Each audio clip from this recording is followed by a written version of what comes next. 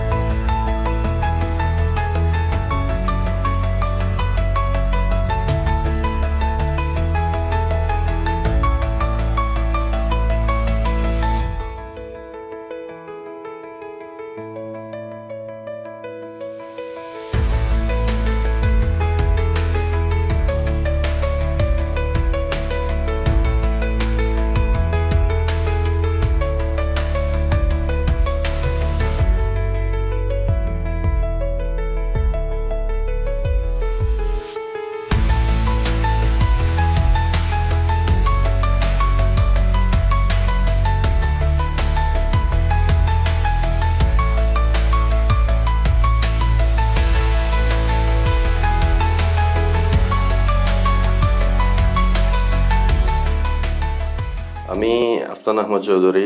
আমি কথা বলার সুযোগ পেয়েছি এখানে শুধু আমার রেখে যাওয়া দাদার একটা স্মৃতি থেকে। আমার দাদা ছিলেন শিক্ষামন্ত্রী মৌলভী আব্দুর রশিদ চৌধুরী। তিনি ব্রিটিশ শাসিত ভারতবর্ষের, সংযুক্ত ভারতবর্ষের শিক্ষামন্ত্রী এবং ধর্ম বিষয় মন্ত্রী ছিলেন। উনি শিক্ষামন্ত্রী এবং ধর্ম বিষয় মন্ত্রী থাকা অবস্থায় অনেক কিছু এলাকার উন্নয়ন করে গেছেন। শুধু বাংলাদেশে না, তখন বাংলাদেশ ছিল না, তখন ভারতবর্ষ ছিল, অনেক উন্নয়ন করে গেছেন। তার রেখে যাওয়া অবদানগুলো আমরা বাংলাদেশ পরবর্তীতে আমরা যেগুলো দেখতে পেয়েছি সেগুলো সম্পর্কে আমাদের ধ্যান ধারণা আছে। কিন্তু আমাদের তো জন্ম 90 দশকে, তা আমরা 90 দশকের ছেলে হয়ে আমরা তেমন কিছু জানার কথা না।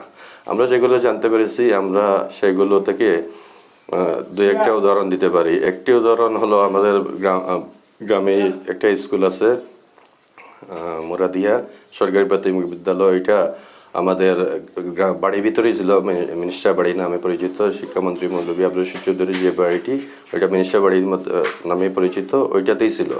পরবর্তীতে ওইটা বাড়ির পাশেই আমাদের বাড়ির একটা জায়গা পরিবর্তন করে বাড়ির পাশেই দেওয়া হয়। আর ওইখানে ছিল হাই স্কুল ওইটা পরিবর্তন করে সামনে আরো গ্রামের আরো উত্তর দিকে নিয়ে ওইখানে হাই স্কুলটা করা হয়। হাই স্কুলটা নামকরণ করা হয় মুরাদিয়া সুবুরিয়া উচ্চ বিদ্যালয় আর প্রাথমিক বিদ্যালয়টা হয় মুরাদিয়া সরকারি প্রাথমিক বিদ্যালয়, দুটোই মুরাদিয়া নামে পরিচিত।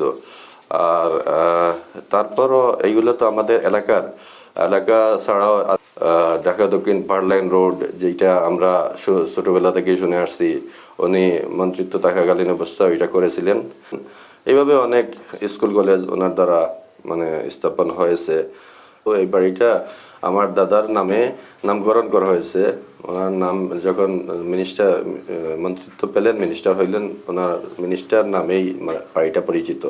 এখন পর্যন্ত মিনিস্টার বাড়ি নামে এটা পরিচিত হয়ে আছে, সবাই এই বাড়িটাকে মিনিস্টার বাড়ি বলে জানে। ওনার জন্ম এই বাড়িতেই হয়েছিল। আর উনি যখন মন্ত্রিত্ব দায়িত্ব পালন করছিলেন, উনি শিলংয়ে ছিলেন। শিলং থেকে উনি মন্ত্রিত্ব দায়িত্ব পালন করতে। ওইখানে এই বাড়িতে প্রায় 7-8টি ঘর আছে। এই 7-8টি ঘরই সবাই মিনিস্টার সাহেবের আত্মীয় স্বজন, কেউ বাতিজা, কেউ মানে নাতি, এইরকম সবাই মিনিস্টার সাহেবের আত্মীয় স্বজন।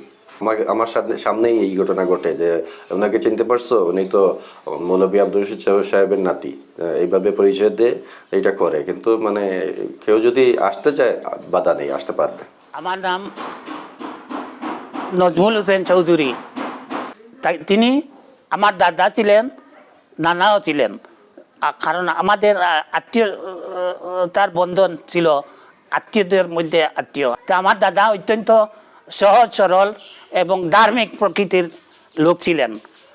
ওনাকে আমরা দেখছি আপনার সকালবেলা এই ফজরের নামাজ থেকে আসার সময় শীতকালে একটা কম্বল গায়ে দিয়ে আপনার তসবিহ হাতে নিয়ে আপনার এই বিভিন্ন ধরনের সূরা কালাম, দোয়া দরুদ পড়ে পড়ে উনি বাড়িতে আসতেন। এবং আমি বিশেষ করে আমি ওনার হাতের আঙ্গুলে ধরে ধরে বাড়িতে আসতাম। আর ওনার একটা হবি ছিল কৃষিকাজ। এইগুলো গাছপালার প্রতি ওনার একটা মমত্ব ছিল, বুঝছেন নি। তখন এই যে মাঠ আছে না, এই বাড়ির পাশে এই মাঠে সবজি ক্ষেত হইতো। মিনিস্টার আব্দুর রশিদ সাহেবের এই কৃষিকাজ করার লোক ছিল। ওরা এই কপি, আলু, লাই শাক, পালং শাক এগুলা রোপণ করতো। তো উনি ওগুলা ওই সকালবেলা নমাজ তসবিহ হাতে নিয়ে নিয়ে এই যে পুকগুলা বাঁচিয়ে ফেলে দিতেন দেখতাম। বাসা গোলাপগঞ্জের বাইরে গেলে কোনো কারণে বিয়া শাদী এই সেই কোনো কারণে কোনো মানুষের সাথে যদি কোনো লোকের পরিবারের সাথে যদি পরিচয় হয়, তাইলে জিজ্ঞেস করা হয় যে না তোমার বাড়ি কোন জায়গায়? বলে আমার বাড়ি লক্ষ্মীবাসায়। বলে লক্ষ্মীবাসায় মিনিস্টার আব্দুর রশিদ সাহেব চিনো? বলে হ্যাঁ আমি তো ওনার নাতি। এইভাবে মানুষের চিনতো আর কি। এই ধরনের এই বিনয়ী, নম্র, ভদ্র এবং সচ্চরিত্রবান লোক আজকালকের জমানায় পাওয়া যায় না। বর্তমান প্রজন্ম তান্ডে আমরা অনুসরণ করিয়া এইরকম প্রতিভাবান লোক আমরা সৃষ্টি হওয়া উচিত বলে আমি মনে করি। তার জীবন চরিত্র সম্পর্কে জানে বুঝে আমরা ভবিষ্যৎ প্রজন্ম গড়িয়া উঠো। আমি মুজাদ্দিদ আহমেদ চৌধুরী রৌনক। তো এই বাড়িতে মূলত মিনিস্টার যিনি হয়েছেন আমার দাদা সম্পর্কে নিঃস্বার্থ, যে যিনি কোনো লোভ লালসার ঊর্ধ্বে থেকে, সম্পূর্ণ লোভ লালসার ঊর্ধ্বে থেকে যিনি মিনিস্টার হয়েছেন, উনি একমাত্র মিনিস্টার আব্দুর রশিদ চৌধুরী। এবং সেই আব্দুর রশিদ চৌধুরী ঐতিহ্য এবং অনেকে কিন্তু যারা বাইরে থাকে বা বাইরে যখন আমরা যাই, বিভিন্ন জায়গায় যাই, তখন জিজ্ঞেস করে আপনার বাড়ি কোথায়, তখন বলে যে আমি বলি যে গোলাপগঞ্জ কোন জায়গায়? লক্ষ্মীবাসায়। বলে লক্ষ্মীবাসায় মিনিস্টার বাড়িকে চিনেন? মিনিস্টার সাহেব? বলে হ্যাঁ, উনি তো আমার সম্পর্কে দাদা। তো এইরকম উনার পরিচিতি আছে কিন্তু সারা দেশ জুড়ে। এবং সবচেয়ে বেশি পরিচিত উনি একজন সৎ লোক হিসাবে এবং ধার্মিকতা হিসাবে। এলাকার মানুষ এবং বর্তমান প্রজন্ম বিশেষ করে এবং পরবর্তী প্রজন্ম যাহাতে জানতে পারে যে লক্ষ্মীবাসায় একজন মিনিস্টার ছিলেন মৌলভী আব্দুর রশিদ চৌধুরী। শুধু সিলেট নয়, সারা বাংলাদেশের মানুষ যখন এই ইতিহাসটা জানতে পারে, সেই রকম পদক্ষেপও কিন্তু আমরা চাই।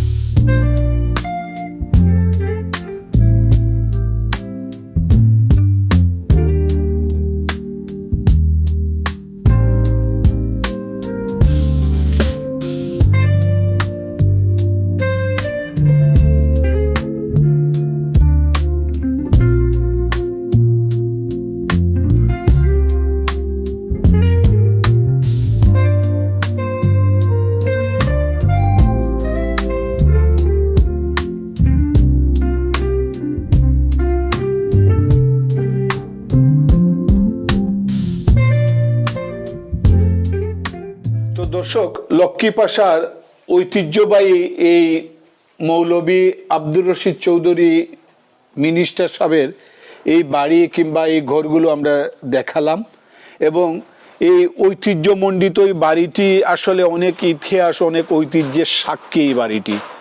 আমরা বর্তমান এবং ভবিষ্যৎ প্রজন্মের কাছে তুলে ধরছি আজকের এই মৌলভী আব্দুর রশিদ চৌধুরী মিনিস্টার সাহেবের বাড়িটি। আমরা চেষ্টা করেছি যে মৌলভী আব্দুর রশিদ চৌধুরী মিনিস্টার সাহেবের বর্তমান যে প্রজন্ম আছেন বা আত্মীয় স্বজন আছেন তাদের কাছ থেকে এই যতটুকু সম্ভব এই বাড়ি এবং মৌলভী আব্দুর রশিদ চৌধুরী মিনিস্টার সাহেবের সম্পর্কে জানার। তো আপনাদের পরামর্শ, আপনাদের সহযোগিতা পেলে আমরা বৃহত্তর সিলেটের আরও যে বিষয়গুলো আছে সেইগুলো আমরা উপস্থাপন করব। দর্শক, আপনাদের পরামর্শ, আপনাদের সহযোগিতা সবসময় শ্যাডো সিলেটের প্রতি অব্যাহত রাখবেন, সেই আশা, সেই প্রত্যাশা রেখে সবার কাছ থেকে বিদায় নিচ্ছি। সবাই ভালো থাকবেন, সুস্থ থাকবেন এবং নিরাপদে থাকবেন।